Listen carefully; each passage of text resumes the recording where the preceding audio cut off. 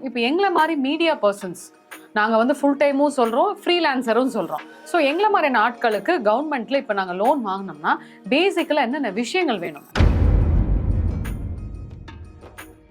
So ஏதாவது ஒரு இடத்துல நம்ம பண்ணுற வேலையோ நம்ம சம்பாதிக்கிற பணமும் வந்து ரெக்கார்ட் ஆகிறது தான் வந்து நல்லது. ஒருத்தரும் வந்து சம்பாதிக்கிற ஆட்கள் 5 லட்சத்தை கிராஸ் பண்ணி சம்பாதிக்கிறோம் அப்படின்னாக்கா இன்கம் டேக்ஸ் வந்து ரொம்ப மஸ்ட். ஃப்ரீயாக கவர்மெண்ட் சைட்டில் போனால் ஃப்ரீயாக ரெஜிஸ்டர் பண்ணிக்கலாம். ஒரு சில ப்ரைவேட் சைட்டெல்லாம் இருக்குது, 1800 rupees கட்டினா நாங்கள் வந்து எம்எஸ்எம்இ ரெஜிஸ்ட்ரேஷன் சர்டிஃபிகேட்டோட வந்துடும் சொல்லுவாங்க.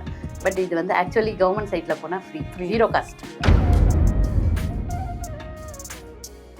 இப்போ ஒரு பொண்ணுக்கு ஒரு பெண்களுக்கு வந்து எம்எஸ்எம்இயும் இருக்கு, ஐடிஆர் ரிட்டர்ன்ஸும் இருக்கு அப்படின்னா கவர்மெண்ட்ல என்ன மாதிரியான லோன் எடுக்கலாம்? பர்சனல் லோன் எடுக்கலாமா?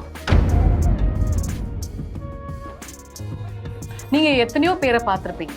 இன்றைய காலகட்டத்தில் பெண்கள் என்ன மாதிரியான பிசினஸ் பண்ணா கொஞ்சம் நல்லா சம்பாதிக்கலாம்?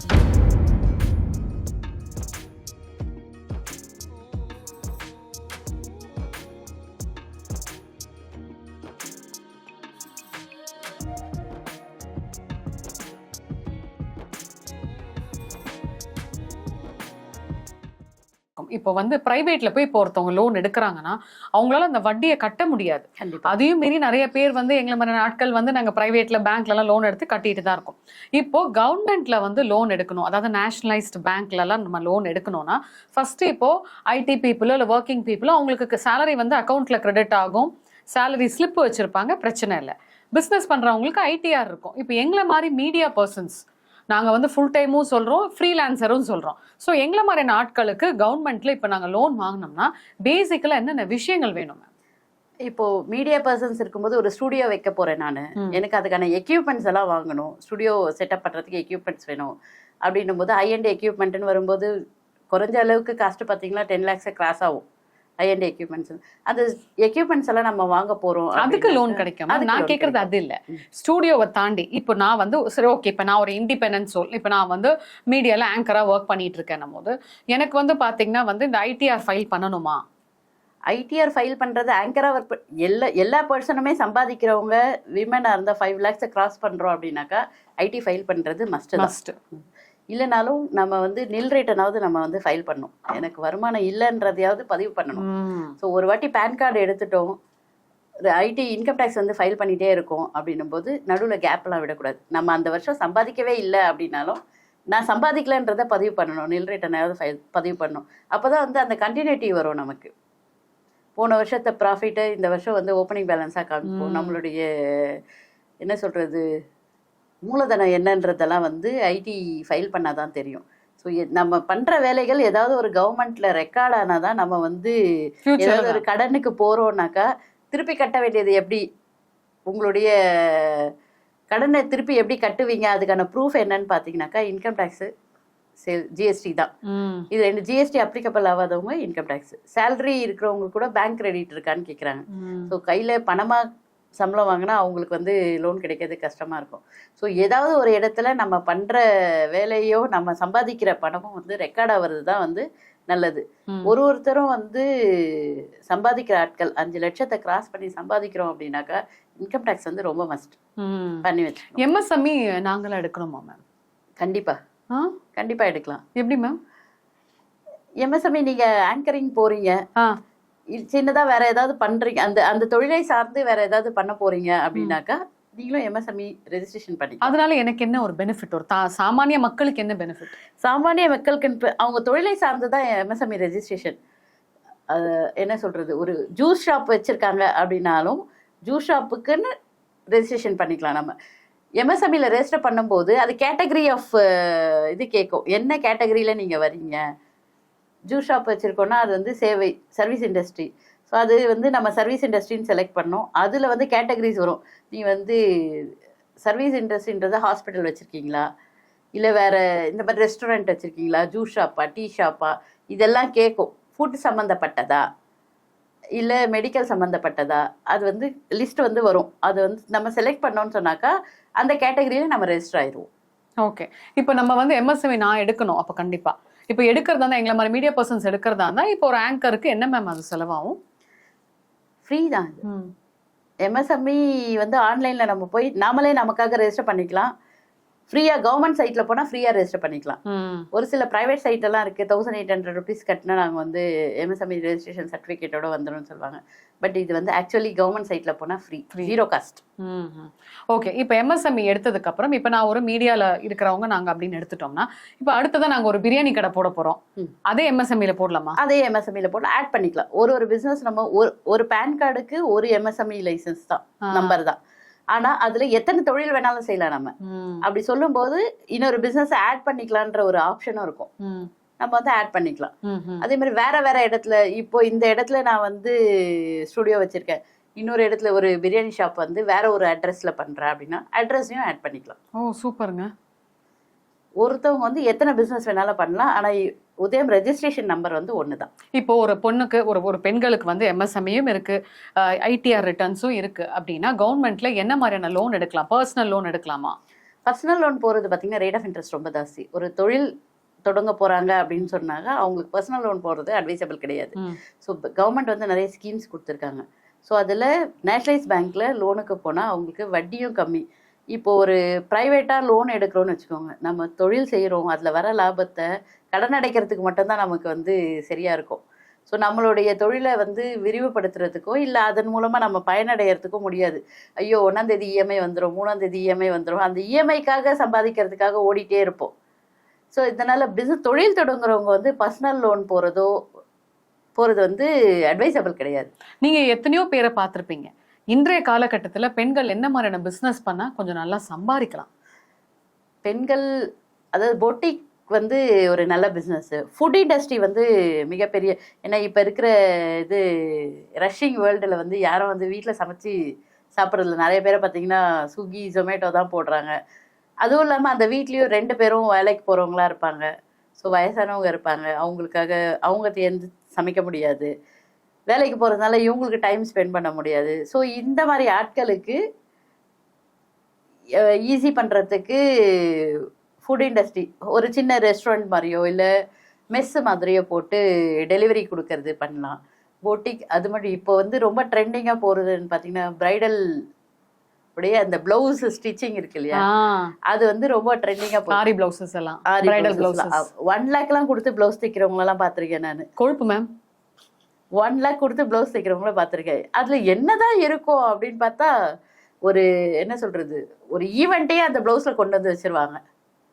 அந்த அளவுக்கெல்லாம் வந்து பிளவுஸ் இருக்கு. அதெல்லாம் ஆரி ஒர்க்கு தெரிஞ்சவங்கனாக்கா அந்த ஜாப் வந்து ஒரு 2 பிளவுஸ் 3 பிளவுஸ் தைச்சாலே வந்து பெரிய லெவல்ல வந்துடலாம்.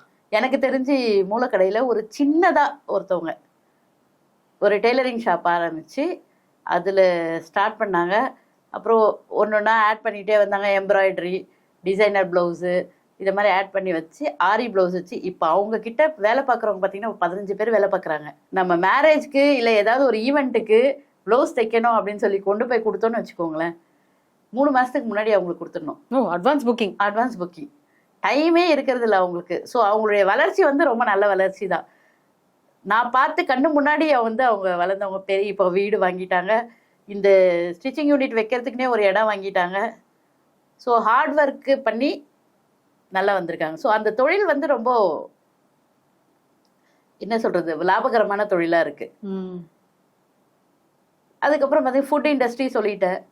என்ஜினியரிங்லேயும் இப்போ வந்து பெண்கள் நல்லா தான் இருக்காங்க. இந்த ஸ்ட்ரக்சரல் டிசைன்ஸ் பண்ணுறது, இப்போ ஒரு கன்ஸ்ட்ரக்ஷன் லைன் இருக்கு, எலிவேஷன் பண்ணுறோம், எலிவேஷனில் வந்து ஸ்ட்ரக்சரல் அந்த அயர்ன் அண்ட் ஸ்டீல் வச்சு ஸ்ட்ரக்சரல்ஸ் எல்லாம் பண்ணுறாங்களே, அந்த துறையிலெல்லாம் பெண்களை பார்த்துருக்கேன் இப்போ.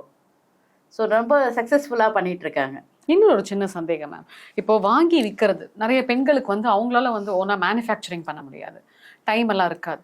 ஸோ அவங்க வந்து என்ன பண்ணுவாங்கன்னா இந்த மாதிரி அவங்க பண்ணுறவங்க கிட்ட இருந்து வாங்கி விற்பாங்க. உதாரணத்தில் இப்போ வெள்ளூரில் வந்து பயங்கர ஃபேமஸ், அந்த இடத்துல வந்து இந்த மூலிகை சோப்பெல்லாம் வந்து நிறைய கம்பெனிஸ் வந்து மேனுஃபேக்சரிங் பண்ணுறாங்க. ஸோ அங்கேருந்து வந்து இங்கே நிறைய லேடிஸ் வந்து வாங்கி விற்கலாம், பெண்களே வீட்டில் இருக்கிறவங்களுக்கு வந்து சுய தொழில் வந்து 0% இன்வெஸ்ட்மெண்ட் இல்லாட்டி வந்து ஒரு மினிமம் இன்வெஸ்ட்மெண்ட்டில் பண்ணி நீங்கள் சம்பாதிக்கலான்றாங்க.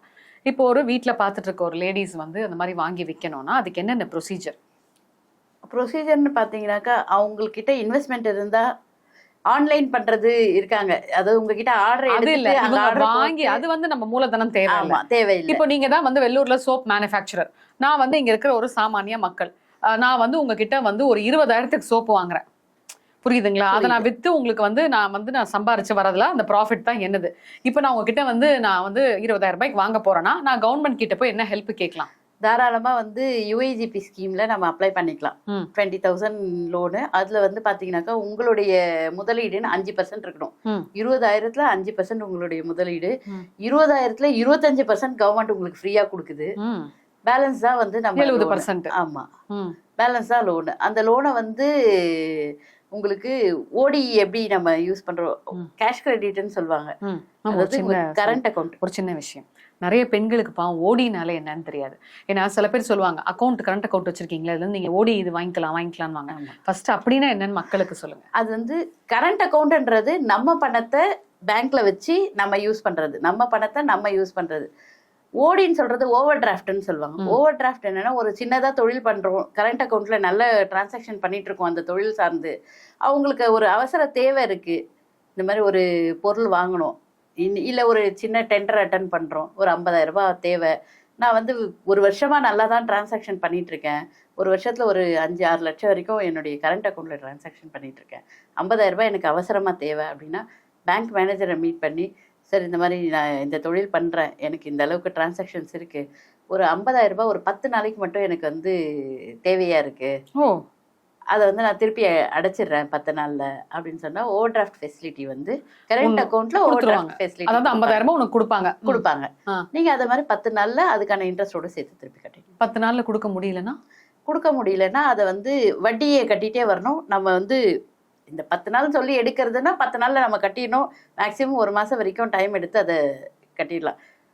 அது வந்து ஓவர் டிராஃப்ட் ஃபெசிலிட்டின்னு சொல்லுவாங்க. ஓவர் டிராஃப்ட் ஃபெசிலிட்டின்றது வந்து ஜென்ரலி இந்த ஷார்ட் டேர்மா எடுக்கிறதுக்கும் சொல்லுவாங்க, லாங் டேர்ம், அதாவது எப்படி சொல்றது, நடைமுறை மூலதனத்தை 2 விதமா பார்க்கலாம். ஓவர் டிராஃப்ட் ஃபெசிலிட்டின்றது ஸ்டாக் கணக்கெல்லாம் காமிக்க தேவையில்லை.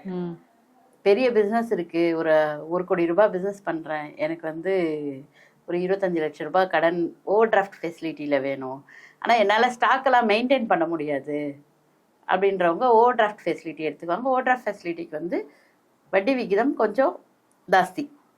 இதே என்னால் ஸ்டாக்கை மெயின்டைன் பண்ண முடியும், நான் வந்து எப்போ நீங்கள் வந்து என்னுடைய கணக்கை பார்த்தாலும் ஸ்டாக் புக் ரெடியாக இருக்கும், ஸ்டாக் வந்து என்னோட குடோனில் இருக்கும், நீங்கள் வந்து மேட்ச் பண்ணி பார்த்துக்கலாம், இந்த ஸ்டாக்கையும் எனக்கு வர வேண்டிய பணம் நான் விற்று எனக்கு 30 நாள் கழிச்சு வரும் அப்படின்னு, இல்லை 60 நாள் கழிச்சு வரும் அப்படின்ட்டு ரிசீவபிள்ஸ்ன்னு சொல்லுவாங்க. அதை வர வேண்டிய பணம், இதை 2த்தையும் நீங்கள் வந்து அடமானமாக வச்சு எனக்கு வந்து ஃபெசிலிட்டி கொடுங்க அப்படின்றத வந்து கேஷ் கிரெடிட் ஃபெசிலிட்டின்னு சொல்லுவாங்க. அதுக்கு வட்டி வந்து கம்மி. ஸோ நம்மளுடைய இருக்கிற ஸ்டாக்கு, நமக்கு வர வேண்டிய பணம், நம்ம கடனுக்கு ஏதாவது வாங்கியிருந்தோம், அந்த மேனுஃபேக்சரிங் பண்ணுறதுக்கோ இல்லை ட்ரேடிங்க்கோ வாங்கியிருக்கோம், கடனுக்கு நம்ம பர்ச்சேஸ் பண்ணியிருக்கோன்னா அந்த கடனுக்கு பர்ச்சேஸ் பண்ணதை மைனஸ் பண்ணிவிட்டு பேலன்ஸ் என்ன இருக்கோ, ஒரு 2 லட்ச ரூபாய்க்கு ஸ்டாக் இருக்கு, எனக்கு 1 லட்ச ரூபாய் வர வேண்டிய பணம் இருக்கு, மொத்தம் 3 லட்சம் என் கையில இருக்கு, ஆனா பணமா இல்லை, ஸ்டாக்கா இருக்கு, வர வேண்டியதா இருக்கு, 50,000 ரூபாய் என்னுடைய கடன் இருக்கு, ஏன்னா நான் பொருள் வாங்கினவங்களுக்கு திருப்பி கொடுக்கணும் அப்படின்னு சொல்லும்போது இந்த 3 லட்சம் ரூபாயில இருந்து 50,000 ரூபாய் மைனஸ் பண்ணா 2 லட்சம் ரூபாய் இருக்கும். அந்த 2 லட்சம் ரூபாயில 75% வந்து பேங்க் உங்களுக்கு கடனா கொடுக்கலாம். அந்த கடனை தான் வந்து கேஷ் கிரெடிட்னு சொல்றாங்க. இந்த அக்கௌண்ட் எல்லாம் மெயின்டைன் பண்ணணும். பெர்ஃபெக்ட்டா. சோ இன்னொன்னு வந்து இப்போ நீங்க பேங்க், நான் வந்து எனக்கு 50,000 ரூபாய் வேணுங்க, நான் சோப் பிசினஸ் பண்ண போறேன்னு சொல்லி நான் பேங்க் அணுகுறேன், புரியுதுங்களா? இப்போ உங்களை மாதிரியான ஒரு கன்சல்டன்ட்டோட நான் பேங்க் அணுகிறேன்னா நான் என்னென்ன கொடுக்கணும் டாக்குமெண்ட்ஸ்? பேசிக் டாக்குமெண்ட், இந்த மாதிரி ஒரு 50,000 ரூபாய் கடன் வாங்கணும் அப்படின்னா நீங்க வந்து யுஏஜிபி ஸ்கீம்ல வந்து அடாப்ட் ஆவீங்க. அப்படி அடாப்ட் ஆகும்போது பேன், ஆதார் இதெல்லாம் கொடுத்து கவர்மெண்ட்டோட, நான் முதல்ல ப்ரொசீஜர் சொன்னேன் பார்த்தீங்களா, அது மாதிரி கவர்மெண்ட்டில் முதல்ல அப்ளை பண்ணி அங்கேருந்து சேங்ஷன் கவர்மெண்ட்டில் சேங்ஷன் எடுத்தீங்கன்னா தான் மானியம் கிடைக்கும். டைரெக்டாக பேங்க்கில் போய் நான் வந்து 50,000 ரூபாய் லோன் வேணும் அப்படின்னு சொன்னால் உங்களுக்கு வந்து இன்கம் டேக்ஸ் ரிட்டர்ன் இருக்கா, நீ என்ன பண்ணியிருக்க, முன்னாடி இந்த தொழிலில் அனுபவம் இருக்கா, இதெல்லாம் நிறைய கேள்விகள் இருக்கும். பேங்க் வந்து அவ்வளோ ஈஸியாக தராது. ஸோ கவர்மெண்ட்டில் போய் ஸ்கீமில் அடாப்ட் ஆகி அங்கேருந்து ஒரு சேங்ஷன் எடுத்துகிட்டு வந்தீங்க அப்படின்னு சொன்னாக்கா கவர்மெண்ட் வந்து அந்த சேங்ஷனை, இந்த பேங்க் வந்து அந்த சேங்ஷனை வந்து அக்செப்ட் பண்ணி உங்களுக்கு லோன் கொடுக்கும். ஏன்னா அவங்களுக்கு சப்சிடின்ற ஒரு விஷயம் இருக்குது, மானியம் வர்றது, அது அவங்களுக்கு செக்யூரிட்டியாக இருக்கும். சிஜிடிஎம்எஸ்சி கவர்னு ஒன்று இருக்குது. ஏன்னா நமக்கு ப்ராப்பர்ட்டியாக செக்யூரிட்டி கொடுக்க முடியல அப்படின்னாக்கா கவர்மெண்ட் வந்து சிஜிடிஎம்எஸ்சின்னு சொல்லி ஒரு ஸ்கீம் வச்சுருக்காங்க. அந்த ஸ்கீம் மூலமாக உங்கள் கடனை செக்யூர் பண்ணிவிட்டு லோன் கொடுப்பாங்க. ஓ சூப்பர். ஸோ அந்த மாதிரி இப்போ நான் ஒரு தடவை 50,000 ரூபாய் ஒரு பெண் வாங்கி அந்த கடனை கரெக்டாக கட்டிட்டாங்கன்னா பேங்க் அவங்களுக்கு எவ்வளோ வேணா லோன் கவர்மெண்ட் சாங்ஷன் பண்ணுமா? கண்டிப்பாக. இப்போ 50,000 ரூபாய் கடன் வாங்கி அவங்க வந்து ஒரு 5 லட்சம் ரூபாய்க்கு தொழில் பண்ணிட்டாங்கன்னு வச்சுக்கோங்க. அந்த வருஷத்தில் 50,000 ரூபாய்க்கு வாங்குறாங்க, அதை ரொட்டேட் பண்ணி அந்த வருஷத்துக்கு 5 லட்சம் ரூபாய்க்கு தொழில் பண்ணியிருக்காங்கன்னா அவங்களுடைய அடுத்த வருஷத்தோட கடன் வாங்குற திறன் வந்து 1 லட்சம் ரூபாவா வந்து மாறுது. ஏன்னா நம்ம எந்த அளவுக்கு சேல்ஸ் டர்ன் ஓவர் பண்ணுறோமோ அதில் 20% வந்து நம்மளுடைய கடனுக்கு நம்ம எலிஜிபிளாக வரும். 5 லட்சம் ரூபாய் நம்ம சேல்ஸ் டர்ன் ஓவர் பண்ணியிருக்கோம்னா 25% பார்த்தீங்கன்னா ஒரு லட்சம் ரூபாய் ஆகுது. அந்த 1 லட்சம் ரூபாய்க்கு நம்ம எலிஜிபிள் ஆகும். நம்ம வந்து நம்மளுடைய வரவு செலவு கணக்கை அதே அக்கௌண்ட்டில் எந்த இடத்துல வந்து லோன் எடுக்கிறோமோ அந்த அக்கௌண்ட்டில் தான் மெயின்டைன் பண்ணணும். அப்படி மெயின்டைன் பண்ணும்போது அவங்களுக்கு வந்து நம்மளுடைய ட்ராக் ரெக்கார்ட் தெரியும். நம்ம எப்படி வந்து பொருள் வாங்குறோம், எப்படி விற்கிறோம், எல்லாமே அந்த அக்கௌண்ட் மூலமாக பண்ணுறதுனால நம்மளுடைய ரெக்கார்டு அங்கே ஆல்ரெடி இருக்கிறதுனால பெரிய ப்ரொசீஜர் ஒன்றும் இருக்காது. அடுத்த வருஷம் நம்ம வந்து ரெனிவல் பண்ணும்போது எனக்கு 50,000 ரூபாய் பத்தாது, 1 லட்சம் ரூபாய் கொடுங்கன்ட்டு நம்ம ஈஸியாக கேட்கலாம். ரொம்ப அருமை மேம். ஆக்சுவலாக பார்த்துட்டு இருக்க நிறைய லேடிஸ்க்கு வந்து இது ஹெல்ப்ஃபுல்லாக இருக்கும்னு நினைக்கிறேன். ஸோ மக்களே உங்களுக்கு ஒரு சின்னதாக பானிபூரி கடை போடணும், இல்லை ஒரு டெய்லர் கடை போடணும், ஒரு பிரியாணி கடை போடணும், இல்லை ஒரு ஆட்டோ வாங்கி என் ஹஸ்பண்டுக்கு கொடுக்கணும், இல்லாட்டி நான் ஒரு கால் டாக்ஸி வைக்கணும், என்ன வேணா இருக்கலாம். மேம் சொன்ன மாதிரி பொட்டிக் ஷாப்பாக இருக்கணும், இல்லை ஒரு அரிசி மண்டி, நான் வந்து எனக்கு கடை இருக்கு, இல்லை வீடு கூட இருக்கு, நான் வீட்டில் வச்சே கூட அரிசி வியாபாரம் பண்ணிக்கிறேன், எனக்கு மண்டியிலேருந்து ஒரு 20-30 மூட்டை எடுத்து நான் வியாபாரமா முதலீடா போட்டு நான் பண்ணணும், என்ன வேணா இருக்கலாங்க. ஸோ கண்டிப்பா நம்மளோட ஆயிஷா மேமோட ஆஃபீஸ் வந்து நுங்கம்பாக்கத்தில் இருக்கு. அவங்க அந்த ஆஃபீஸோட பேரும் சொல்லியிருக்காங்க இந்த வீடியோல. ஸோ ஆயிஷா மேமை போய் நீங்க பாத்தீங்கன்னா கண்டிப்பா அவங்கலாம் வந்து டைரக்டா கவர்மெண்ட் ஸ்கீமே உங்களுக்கு வாங்கி கொடுத்து ரெனவுடான பேங்க்ல உங்களுக்கு லோனுக்கு வந்து எல்லாமே அவங்க ஹெல்ப் பண்ணி கொடுப்பாங்க. ஸோ நன்றி மேம், உங்களோட வேல்யூபிளான டைமை நீங்க எங்களுக்காக ஸ்பெண்ட் பண்ணி மக்களோட சேஃப்டி அண்ட் மக்களோட அவேர்னஸ்க்காக நிறைய விஷயத்தை ஷேர் பண்ணீங்க மேம். மகிழ்ச்சி. நன்றி மேம். தேங்க்யூ.